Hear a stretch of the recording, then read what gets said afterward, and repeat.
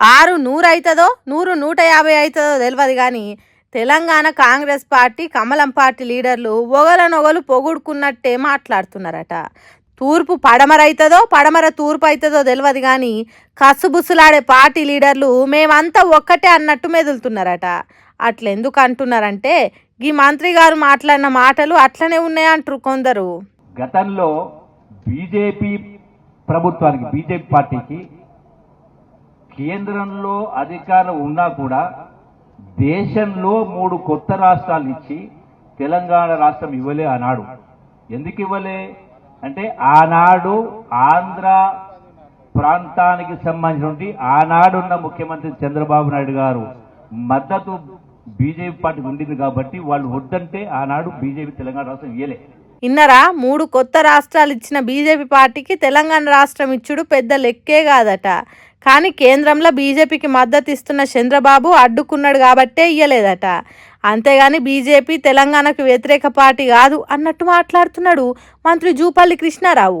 అంటే బీజేపీ మంచి పార్టీ అన్నట్టు కాంగ్రెస్ లీడర్ చెప్తున్నాడని అంటారు కొందరు. ఇక దీని మీద చాలా మంది కామెంట్లు పెడుతున్నారు. ఇంతకు జూపల్లి కాంగ్రెస్ పార్టీలు ఉన్నాడా కమలం గుర్తు పార్టీలు ఉన్నాడా అన్నట్టు రాస్తున్నారు. నిండు పార్లమెంట్ల తల్లిని చంపి బిడ్డను బతికించిండ్రని తెలంగాణ ఇచ్చిన దాని మీద అక్కసుగా అక్కినట్టు మోడీ మాట్లాడు. అది మంత్రి గారికి యాదికి లేదు కావచ్చునా. ఆంధ్ర ప్రాంతం నుంచి వెంకయ్య నాయుడు తెలంగాణ ఇయ్యకుండా ఎంత చేసిండో మర్చిపోయింది కావచ్చునా. ఎంత తిప్పలున్నా ఆంధ్ర ప్రాంతంలో కాంగ్రెస్ పార్టీకి అడ్రస్ లేకుండా అవుతుందని తెలిసినా కాంగ్రెస్ పార్టీ తెలంగాణ ఇచ్చిందని చెప్పాల్సిన మంత్రి చంద్రబాబు అడ్డుపుల్ల ఇయ్యకుంటే బీజేపీ పార్టీయే ఇచ్చేది అన్నట్టు కాంగ్రెస్ పార్టీ తెలంగాణ ఇచ్చుడుకు ఇలువలేదన్నట్టు చెప్తే ఎట్లా మంత్రి గారు అని కాంగ్రెస్ పార్టీ వాళ్ళే అంటుర్రట. బీజేపీ లీడర్ మాట్లాడినట్టు మాట్లాడుతున్నాడేందినా అనుకుంటున్నారట. ఇట్లా జూపల్లో ఒక్కడే కాదు, అంతకుముందు కోమటిరెడ్డి వెంకటరెడ్డి కూడా ఇట్లనే మాట్లాడిండు.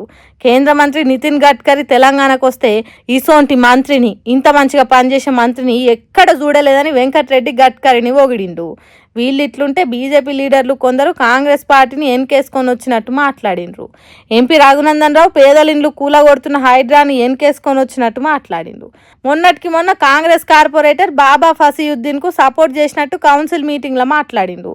కాంగ్రెస్ సర్కార్ మీద బీజేపీ లీడర్లు ఎవ్వరు పెద్దగా పోరాటం చేస్తలేరు, వాళ్ళు వీళ్ళు ఒక్కటే అన్నట్టు మెదులుతున్నారని అంటుర్రు.